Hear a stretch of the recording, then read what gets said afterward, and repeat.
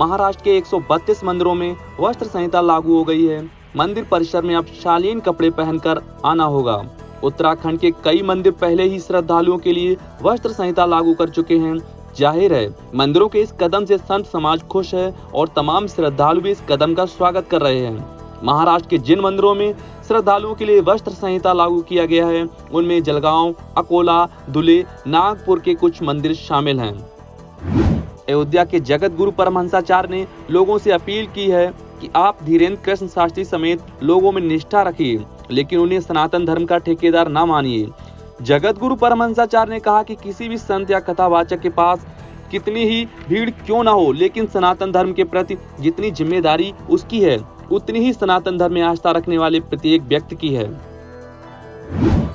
बीते कुछ दिनों से केदारनाथ धाम की यात्रा पर आने वाले भक्तों की संख्या में कमी आने लग गई है। कुछ दिन पहले जहां 25,000 के आसपास भक्त केदारनाथ धाम पहुंच रहे थे, वहीं अब धाम पहुंचने वाले भक्तों की संख्या 18,000 तक पहुंच गई है। हालांकि अभी मानसून सीजन शुरू होने में समय बचा हुआ है, लेकिन पहले ही यात्रियों की संख्या में कमी आने लग गई है। यात्रा के शुरुआती चरण से लेकर अब तक धाम में लगातार मौसम खराब चल रहा है।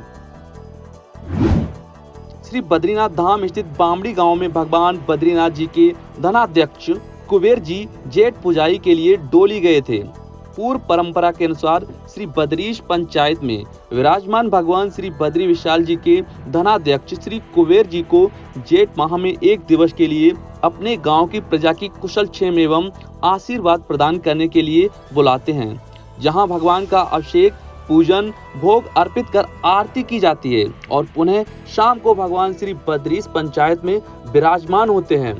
रविवार को बामड़ी गांव पहुंचे थे कुबेर जी। G20 देशों के प्रतिनिधि पूर्व हर्षोल्लास के साथ गंगा आरती में शामिल हुए।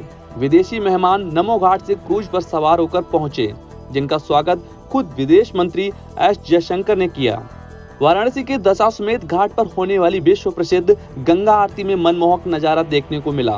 पूरे घाट को दुल्हन की तरह फूल माला और बिजली के झालरों से सजाया गया था।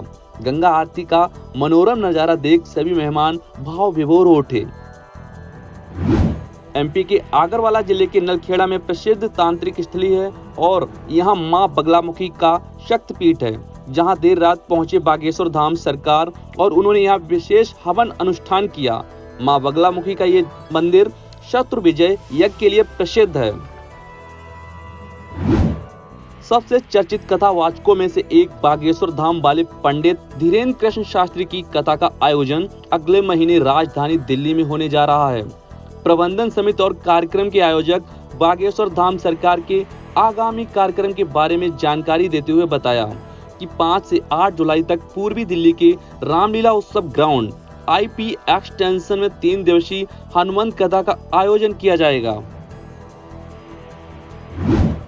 अयोध्या में 22 जनवरी 2024 को रामलला विराजमान की पूजा को लेकर राम मंदिर ट्रस्ट की तरफ से PM मोदी को न्योता भेजा गया, जिसको लेकर अभी प्रधानमंत्री कार्यालय की तरफ से इस पर कोई जवाब नहीं आया है। राम मंदिर ट्रस्ट की तरफ से जानकारी दी गई है। दरअसल श्री राम की नगरी अयोध्या में 22 जनवरी को रामलला की प्राण प्रतिष्ठा की जाएगी, जिसको लेकर तैयारियां जारी हैं। हिंदू कैलेंडर के अनुसार यह शिवरात्रि का व्रत कृष्ण पक्ष की चतुर्दशी तिथि को मनाया जाता है। शिवरात्रि शिव और शक्ति की पूजा का महान पर्व है। मासिक का अर्थ है महा या महीना और शिवरात्रि का अर्थ है भगवान शिव की रात। भारतीय पौराणिक कथाओं के अनुसार महाशिवरात्रि की मध्य रात्रि में भगवान भोलेनाथ शिवलिंग के रूप में प्रकट हुए थे।